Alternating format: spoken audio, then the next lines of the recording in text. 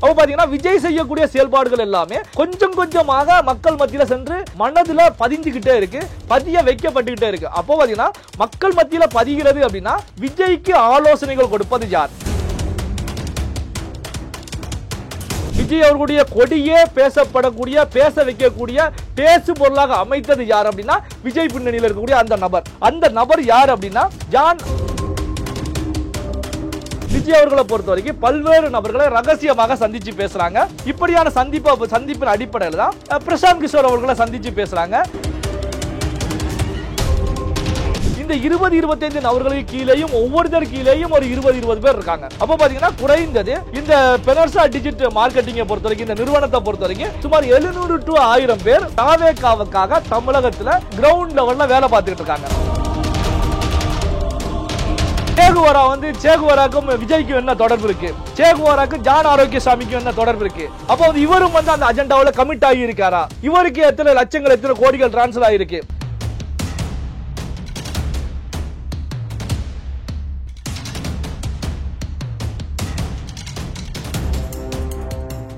Real one voice நேயர்களுக்கு வணக்கம். இன்று நம்முடன் நேர்காணலுக்காக அரசியல் விமர்சகர் நெல்லை சிவா இணைந்திருக்கார். வணக்கம் சார். வணக்கம் வினோத் சார். இப்போ இருக்க சூழ்நிலையில் பார்த்தீங்கன்னா விஜய் கட்சி ஆரம்பிச்சது தான் கொஞ்சம் பரபரப்பாக போயிட்டு இருக்கு. ஏன்னா விஜய்க்கு பின்னால யார் இருக்காங்கன்னு சொல்லிட்டு எல்லார் மத்தியிலும் ஒரு கேள்விக்குறியாவே இருக்கு.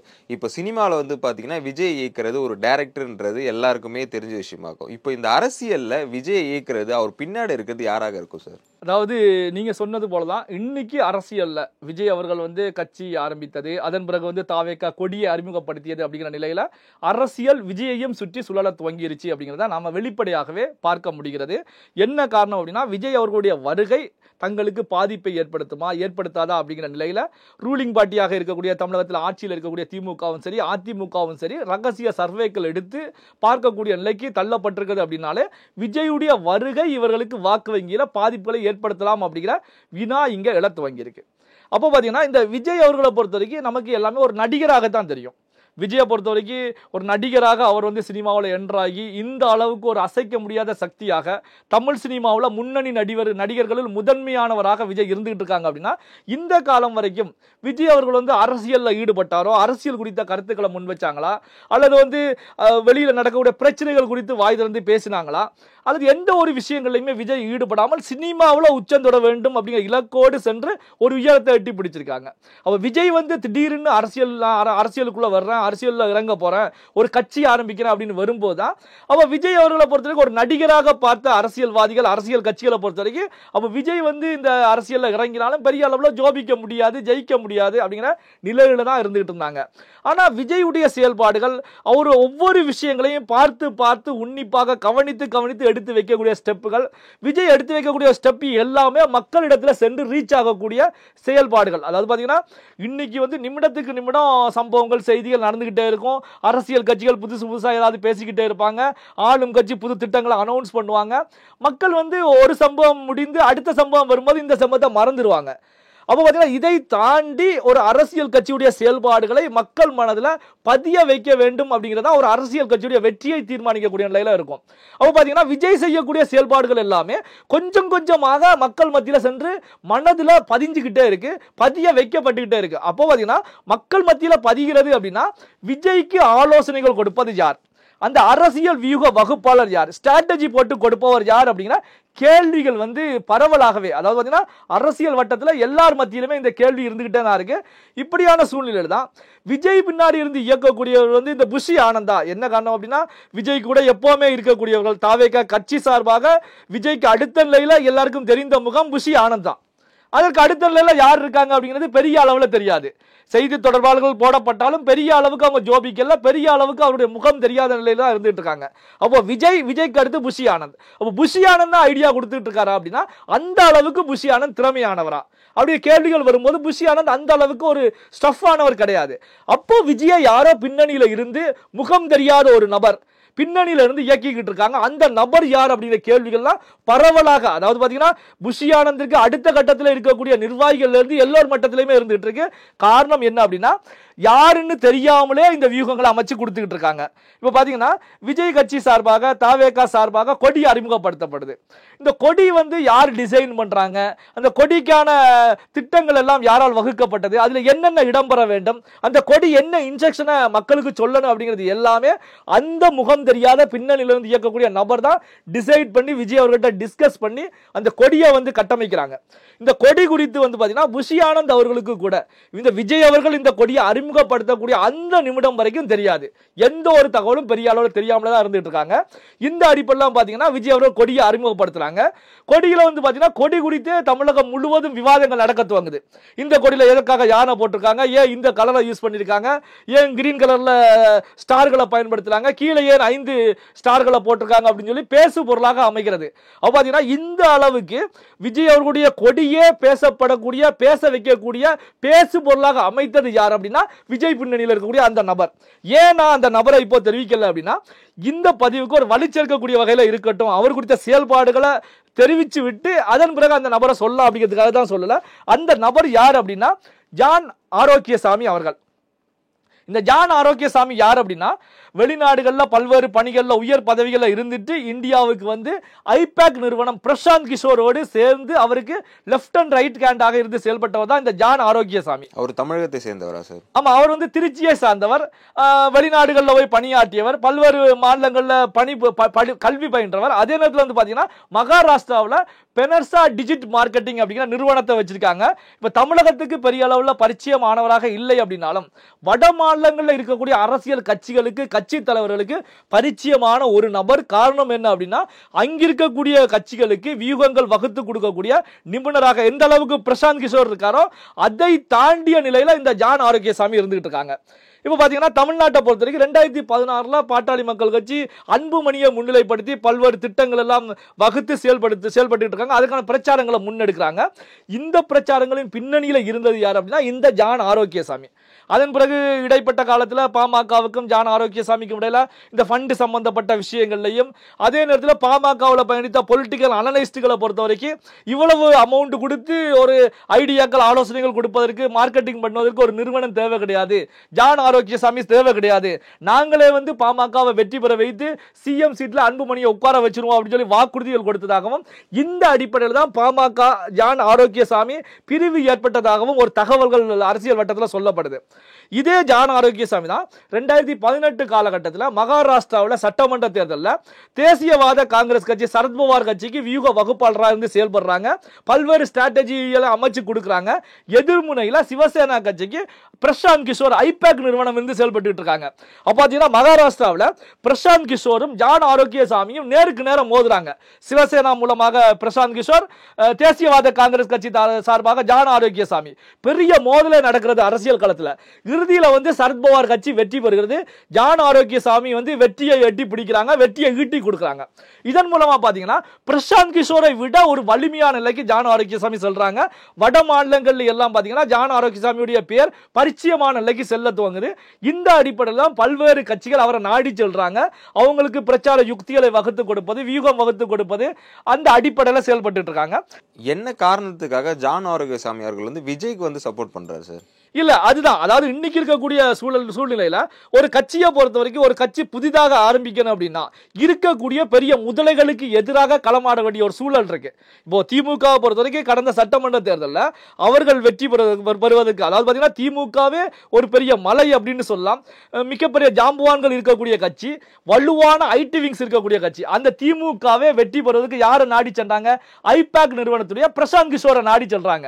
வடநாட்டில் இருந்து பிரசாந்த் கிஷோர் இங்க வந்து முகாமிட்டு இருந்து, அதுவும் திமுகவை பொறுத்த வரைக்கும் பார்ப்பானியர்களுக்கு எதிரான ஒரு கட்சியாக இருந்தும் ஒரு பார்ப்பானிய இனத்தை சார்ந்த பிரசாந்த் கிஷோரை நம்பி பிரசாந்த் கிஷோர் இடத்துல ஒப்படைத்து அதன் மூலமாக வெற்றியை எட்டி பிடிக்கிறாங்க. அப்ப அதற்கு வந்து சுமார் 350 கோடிக்கு மேல திமுக கொடுத்ததாக செய்திகள் தகவல்கள் வந்துகிட்டே தான் இருந்துச்சு. அப்போ பாத்தீங்கன்னா 50 ஆண்டுகளை கடந்த ஒரு வலுவான நிலையில இருக்கக்கூடிய திமுகவுக்கு வெற்றி பெறுவதற்கு ஒரு அனலைஸ்ட் தேவைப்படுறாங்க. அதாவது வியூக வகுப்பாளர் தேவைப்படுறாங்க. அப்போ பாத்தீங்கன்னா விஜய் அவர்களை பொறுத்தவரைக்கும் இப்போதான் கட்சி ஆரம்பிக்கிறாங்க. அப்ப கட்சி ஆரம்பிக்கும் போது நம்ம தெளிவான சிந்தனையோடு ஒரு வலுவான நிலையில ஒரு கட்டமைப்பை எடுத்து சென்றோம் அப்படின்னா தான் திமுக அதிமுகவுக்கு எதிராக, காங்கிரஸ் பாஜக போன்ற தேசிய கட்சிகளுக்கு எதிராக இங்க அரசியல் செய்ய முடியும். இந்த அடிப்படையில் தான் விஜய் அவர்களை பொறுத்த வரைக்கும் பல்வேறு நபர்களை ரகசியமாக சந்திச்சு பேசுறாங்க. இப்படியான சந்திப்பின் அடிப்படையில் தான் பிரசாந்த் கிஷோர் அவர்களை சந்திச்சு பேசுறாங்க. பிரசாந்த் கிஷோர் அவர்கள் கேட்ட தொகை, அவர் தெரிவித்த ஐடியாக்களை பொறுத்த வரைக்கும் விஜய்க்கு உடன்பாடு ஏற்படல. அதன் பிறகு பல்வேறு நபர்களை ரகசியமா சந்திக்கிறாங்க. இந்த அடிப்படையில் தான் ஜானு ஆரோக்கியசாமி வந்து அவருடைய நிகழ்ச்சி நிரல் எப்படி இருக்க போறது, எப்படி நாம இந்த தமிழக அரசியல் களத்தை சந்திக்கலாம் அப்படின்னு பல்வேறு ஐடியாக்களை கொடுக்குறாங்க. விஜய் அவர்களுக்கும் அதுல 100% நம்பிக்கை ஏற்படுது. இந்த அடிப்படையில் தான் ஜான் ஆரோக்கியசாமியுடைய பெனர்சா டிஜிட் மார்க்கெட்டிங்கை பொறுத்த வரைக்கும் தாவேகாவோட ஒரு டைப் பண்றாங்க. 2026 சட்டமன்ற தேர்தலுக்கு வியூக வகுப்பாளராக பல்வேறு மார்க்கெட்டிங்கில் ஈடுபடுவதற்கான ஒப்பந்தம் போடப்படுது. இந்த அடிப்படையில் சுமார் 250 to 300 கோடி ரூபாய் விஜய் தரப்புல இருந்து பேசப்பட்டதாகவும் அதற்கான தொகை கொடுக்கப்பட்டதாகவும் செய்திகள் இருந்துகிட்டு இருக்கு. அப்போ பாத்தீங்கன்னா ஜான் ஆரோக்கியசாமி இந்த அடிப்படையில் தான் விஜய்க்கு வேலை செய்யறாங்க. இந்த ஜான் ஆரோக்கியசாமிக்கு அடுத்த நிலையில பாத்தீங்கன்னா சுமார் ஒரு 20-25 நபர்கள் இருக்காங்க. இந்த 20-25 நபர்களுக்கு கீழேயும் ஒவ்வொருத்தர் கீழேயும் ஒரு 20-20 பேர் இருக்காங்க. அப்போ பாத்தீங்கன்னா குறைந்தது இந்த பெனர்சா டிஜிட் மார்க்கெட்டிங்கை பொறுத்த வரைக்கும், இந்த நிறுவனத்தை பொறுத்த வரைக்கும் சுமார் 700 to 1000 பேர் தாவேகாவுக்காக தமிழகத்துல கிரவுண்ட் லெவல்ல வேலை பார்த்துக்கிட்டு இருக்காங்க. குறிப்பா எடுத்துக்கிட்டீங்கன்னா இந்த கொடி அறிமுக விழாவில் கூட பாத்தீங்கன்னா கடந்த ஒரு சில வருடங்களாகவே இந்த விஜய்க்கும் விஜயுடைய பெற்றோர்களுக்கும் இடையில மோதல் போக்கு இருந்துகிட்டே இருந்துச்சு. எஸ்எஸ்சிக்கும் விஜய்க்கும் இடையில ஒத்து வராம அவங்க பிரிஞ்சிருக்காங்க, பேசாம இருக்காங்க. இது வந்து நம்ம ஊடகங்கள்ல பார்த்துக்கிட்டே இருந்தோம். அதே மாதிரி வந்து பாத்தீங்கன்னா எந்த ஒரு நிகழ்ச்சினாலும் அது நடந்துகிட்டே தான் இருந்துச்சு. ஆனா பாத்தீங்கன்னா இந்த கொடி அறிமுக விழாவில் விஜயுடைய பெற்றோர் கலந்துக்கிறாங்க. இவர்களை அழைத்து வந்து உட்கார வைத்தது ஜான் ஆரோக்கியசாமி. காரணம் என்ன அப்படின்னா, என்ன நடந்துகிட்டு இருக்கு, விஜய் அவர்கள் அரசியல் கட்சி ஆரம்பித்து அதுல வேகம் எடுத்து செயல்பட்டு இருக்கும் போது பெற்றோர்கள் பிரிந்திருக்கக்கூடிய நிகழ்வின் மூலமாக இதை எதிரிகள் பயன்படுத்திக்கிறாங்க. விஜயை அடித்து வீழ்த்துவதற்கு, காலி செய்யறதுக்கு பயன்படுத்திக்கிட்டு இருக்காங்க. நீங்க அதனால கண்டிப்பா இதுல கலந்துக்கணும் அப்படின்னு சொல்லி எஸ்ஏசி கிட்டையும் சோபா அவர்கள்ட்டையும் பேசி 2 பேரையும் அழைத்து வந்தவர் இந்த ஜான் ஆரோக்கியசாமி அப்படிங்கிற செய்திகள் அங்கிருந்து கிடைச்சிருக்கு.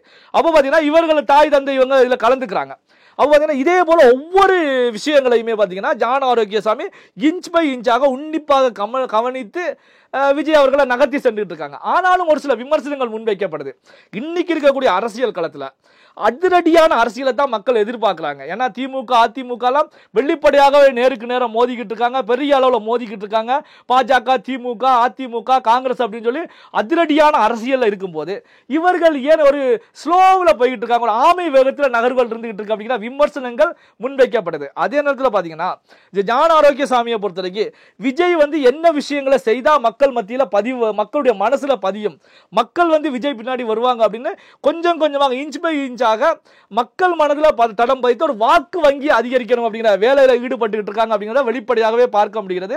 அதே நேரத்தில் பாத்தீங்கன்னா விஜய் அவர்களை பொறுத்த வரைக்கும் முழுக்க இந்த ஜான் ஆரோக்கியசாமி கைகாட்டக்கூடிய திசையில அவருடைய டைரக்ஷன்ல அரசியலை பொறுத்த வரைக்கும் அரசியல்ல டைரக்டர் இந்த ஜான் ஆரோக்கியசாமி அப்படின்னு நாம சொல்லலாம். சார், இதெல்லாம் ஒரு பக்கம் இருந்தாலும் மூத்த பத்திரிகைகள் சேகோரா ஜெய்சங்கர் இருக்காருல்ல சார், எதற்காக விஜய்க்கு சப்போர்ட்டடா பேசிட்டு இருக்காரு சார்? இப்போ அதாவது பாத்தீங்க அப்படின்னா ஏற்கனவே நம்ம சொன்னோம், இந்த ஜான் ஆரோக்கியசாமி அப்படிங்கிறவரை பொறுத்த வரைக்கும் ஒரு கமிட்மெண்ட்ல ஒரு இதுல வந்து டைப் பண்ணி 2026 சட்டமன்ற தேர்தலுக்காக வேலை பார்த்துட்டு இருக்காங்க.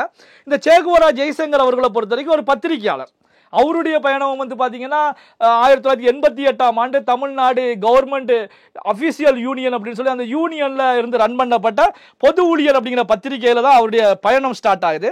அதன் பிறகு சில ஆண்டுகள்லயே பாத்தீங்கன்னா 1991ஆம் ஆண்டு வந்து பாத்தீங்கன்னா அதுல இருந்து வெளியேறி அவர் ஒரு பத்திரிகை ஆரம்பிக்கிறாரு. சுதேசி குரல் அப்படின்னு சொல்லி பத்திரிகையை ஆரம்பிச்சு ஒரு வெளியீட்டாளரா இந்த சேகோரா ஜெய்சங்கர் இருக்காரு. அப்போ ஒரு சொந்த பத்திரிகையை ஆரம்பிக்கும் போதுதான் அதுல இருக்கக்கூடிய கஷ்ட நஷ்டங்கள் தெரிய வரும். பாத்தீங்கன்னா இந்த சுதேசி குரலை பொறுத்த வரைக்கும் ஒரு சில ஆண்டுகளே ரன் பண்ண முடியாம பொருளாதார ரீதியாக பாதிக்கப்பட்டு அதை நிறுத்திடுறாங்க. அதன் பிறகு 1994ஆம் ஆண்டு வாக்குல வந்து பாத்தீங்கன்னா ரயில்வேல வந்து வேலைக்கு சேர்றாங்க. அதாவது மெக்கானிக்கல் டிபார்ட்மெண்ட்ல வேலைக்கு சேர்றாங்க. அந்த ரயில்வேல வேலைக்கு சேர்ந்த பிறகு 94ஆம் ஆண்டு சேர்ந்த பிறகு ரயில்வேல வந்து ஒரு தொழிற்சங்கத்தை வந்து இவர் கட்டமைக்கிறாரு. ஒரு தொழிற்சங்கத்தை கட்டமைத்து ஜென்டில்மேன் அப்படிங்கிற ஒரு மேகசினையும் எடுத்துட்டு வராங்க. ஜென்டில்மேன் அப்படிங்கிற மேகசின் எடுத்துட்டு வந்து அந்த மேகசின் மூலமாக ரயில்வேல நடக்கக்கூடிய ஊழல்கள், எந்தெந்த ஊழல்கள் நடக்குது, எங்கெங்கெல்லாம் ஊழல்கள் நடக்குது அப்படின்னு சொல்லி இந்த ஜென்டில்மேன் பத்திரிகை மூலமாக போட்டு அடின்னு அடிக்கிறாங்க. அடிக்கும் போதுதான் இந்த இந்திய ரயில்வேயே பெரிய அளவில் அதிர்ச்சிக்கு அதிர்வுக்கு உள்ளாகுது. என்ன காரணம் அப்படின்னா இந்த ரயில்வேல இருக்கக்கூடிய நடக்கக்கூடிய ஊழல்கள் வெளியில தெரியாம இருந்துச்சு. அந்த ஊழல்களை அம்பலப்படுத்தக்கூடிய வேலையில சே குவாரா ஜெய்சங்கர் செயல்பட்டு இருக்காங்க அப்படின்னு சொல்லி தான் இவர் மீது பல்வேறு தரப்பட்ட குற்றங்களை முன்வைக்கிறாங்க. குற்றச்சாட்டுகளை முன்வைக்கப்பட்டு 2010ஆம் ஆண்டு இந்த ரயில்வே பணியிலிருந்து பணி நீக்கம் செய்யப்பட்டு வெளியே அனுப்பிச்சு விடுறாங்க. இப்படி வெளியில வந்த பிறகுதான் அவர் புனை பெயர்கள்ல பல்வேறு பெயர்கள்ல பல்வேறு நூல்கள்ல வந்து செய்திகள் கட்டுரைகள் எழுதிக்கிட்டே இருக்காங்க. 2017ல இந்த யூடியூப் மிகப்பெரிய அளவில் வளர்ச்சி அடைஞ்சு வரும்போது யூடியூப்குள்ள என்றாரு. யூடியூப்ல பேச துவங்குறாங்க. இந்த நிலைமையில இன்னைக்கு இருக்கக்கூடிய நிலைமையில எடுத்து பார்க்கும்போது யூடியூப்ல இருக்கக்கூடிய செலிபிரிட்டிகள்ல முதல் நிலையில இருக்கக்கூடிய நபர்கள்ல ஒருவராக சே குவாரா ஜெய்சங்கரும் இருந்துகிட்டு இருக்காங்க. இந்த சே குவாரா ஜெய்சங்கரை பொறுத்த வரைக்கும் இந்த ஜான் ஆரோக்கியசாமியோட நேரடி தொடர்புல இருந்துட்டு இருக்காரு. நாம ஃபுல்லா அங்க இருக்கக்கூடிய தகவல்களை பார்க்கும்போது நேரடி தொடர்புல இருந்துகிட்டு இருக்காங்க. அப்போ வந்து பாத்தீங்கன்னா இந்த ஜான் ஆரோக்கியசாமி அப்ப சே குவாராவை எந்த அடிப்படையில் கமிட் பண்ணியிருக்காங்க? அப்போ பார்த்தீங்கன்னா சே குவாராக்கு பல லட்சங்கள் சீக்கள் கொடுக்கப்பட்டிருக்கிறதா, சே குவாரா எந்த அடிப்படையில் கமிட் பண்ணப்பட்டிருக்காங்க அப்படின்னு தெரியல. அதே நேரத்தில் வந்து பார்த்தீங்கன்னா கண்டிப்பாக இன்னைக்கு இருக்கக்கூடிய காலகட்டத்தை பொறுத்த வரைக்கும் பணம் இல்லாமல் அங்கே வேலை நடக்காது. அப்போ கண்டிப்பாக ஏதோ ஒரு தொகை இவருக்கு மாறி இருப்பதற்கான வாய்ப்புகள் இருக்குது. இப்போ பார்த்தீங்கன்னா விஜயை வந்து அரசியலுக்குள்ள வரவிடாமல் தடுப்பதற்கு பல்வேறு பேர் வேலை பார்த்துட்டு இருக்காங்க. வேற கட்சிகளுக்கு, திமுகவுக்கு, அதிமுகவுக்கு வேலை பார்த்துட்டு இருக்காங்க. ஜேர்னலிஸ்ட் அப்படிங்கிற போர்வையில், பொலிட்டிக்கல் அனலிஸ்ட்ங்கிற போர்வையில் விஜயை தாறுமாற அடிக்கிறாங்க. அதாவது விஜய்க்கு கட்டமைப்பே இல்ல, விஜய்க்கு செயல்பாடே கிடையாது, விஜயுடைய கட்சி வந்து செல்லா காசாயிரும், விஜய் வந்து தனிச்சு நின்று அவருடைய ஸ்ட்ரென்த்தை ப்ரூவ் பண்ணணும் அப்படின்னு சொல்லி பேசிக்கிட்டு இருக்காங்க. பாத்தீங்கன்னா திமுக, அதிமுக போன்ற கட்சிகளை கூட்டணி அமைச்சு தான் தேர்தலில் சந்திச்சுக்கிட்டு இருக்காங்க. தனித்து நின்று ஜெயிச்ச வரலாறு திமுகவுக்கு கிடையாது, அதிமுகவுக்கு இருக்கு.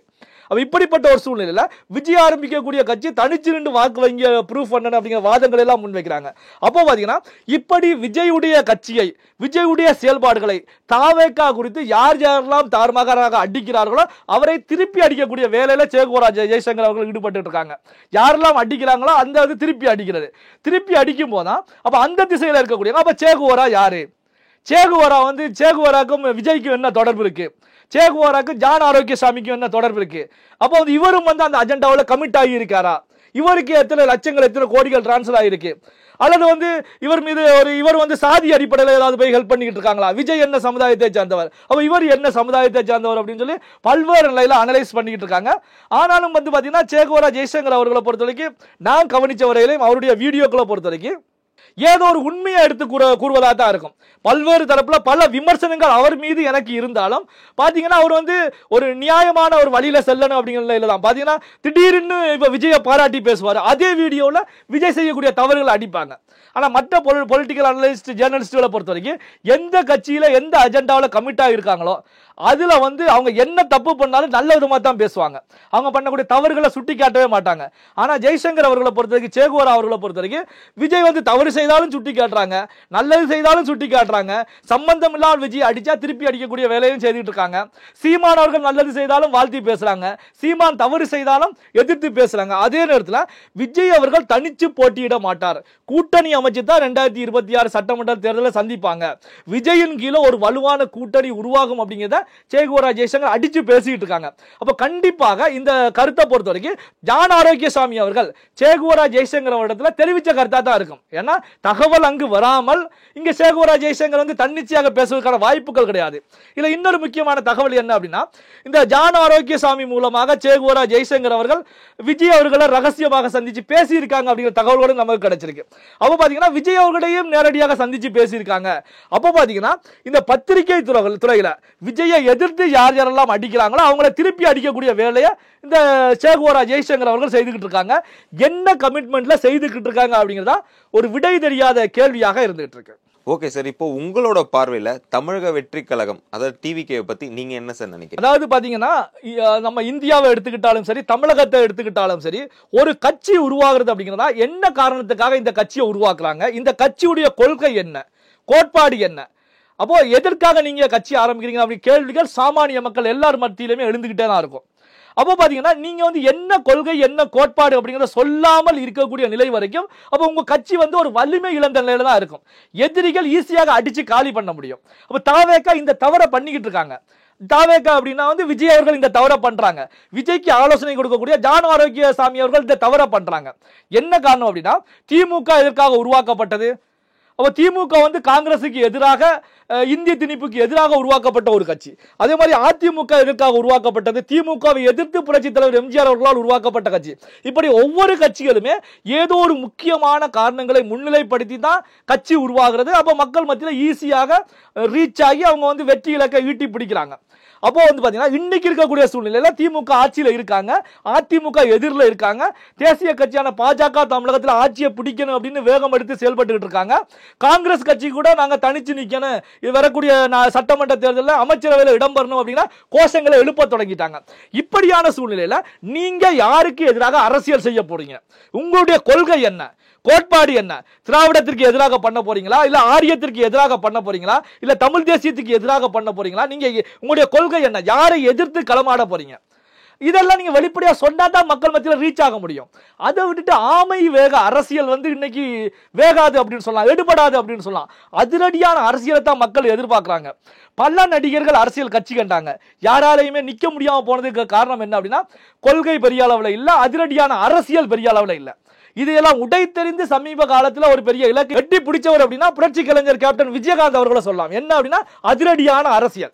நீண்ட நெடிய காலம் அவர் அரசியல் இறங்கணும் அப்படின்னு வேலை பார்த்தாலும் அதிரடியான அரசியல் தான் அவரை எதிர்க்கட்சி தலைவர் அப்படிங்கிற நிலையிலையும் உட்கார வச்சுச்சு. அதன் பிறகு கால சூழ்நிலை, அவருடைய மறைவு. இப்போ நீங்க வரும்போது இன்னைக்கு இருக்கக்கூடிய சூழ்நிலையில அதிரடியான அரசியல் தான் ஒரு வெற்றி இலக்கை நோக்கி எடுத்து செல்லுமே தவிர நீங்க அதிரடியாக இல்லாமல் ஒரு ஆமை வேகத்தில் வந்தீங்க அப்படின்னா எதிரிகள் உங்களை அடித்து காலி பண்ணுவதற்கான ஒரு சூழலை உருவாக்கும். நாம ஏற்கனவே கடந்த வீடியோக்குள்ள பேசியது போலதான், எதிரில் இருக்கக்கூடிய எதிரிகள் சாதாரண எதிரிகள் கிடையாது. பழம் தின்று கொட்டை போட்டவர்கள், மிகப்பெரிய முதலைகள், விஷ பாம்புகள். அப்ப இவர்களை எதிர்த்து அரசியல் பண்ணணும்னா நீங்க எந்த அளவுக்கு ஸ்ட்ரென்த்தோட நீங்க பவர்ஃபுல்லா அதிரடியாக இறங்கணும். அப்ப அந்த அதிரடியான அரசியல் இருந்தா தான் விஜய் அவர்களுக்கு ஒரு வளர்ச்சி அப்படிங்கிறது இருக்கும். அப்படி அதிரடியான அரசியல் இல்லாம கால தாமதம் செய்ய ஏன்னா 2026 தேர்தல் உங்களுடைய இலக்கு. நீங்க கால தாமதம் செய்யக்கூடிய ஒவ்வொரு மணி நேரங்களுமே வந்து தாவேகாவுக்கு பின்னடைவை ஏற்படுத்துவதற்கான சூழலை உருவாக்கும் அப்படிங்கிறதா என்னுடைய பார்வை. எங்களோடு இணைந்து பல்வேறு எக்ஸ்க்ளூசிவான தகவலை பகிர்ந்ததற்கு நன்றி சார். நன்றி.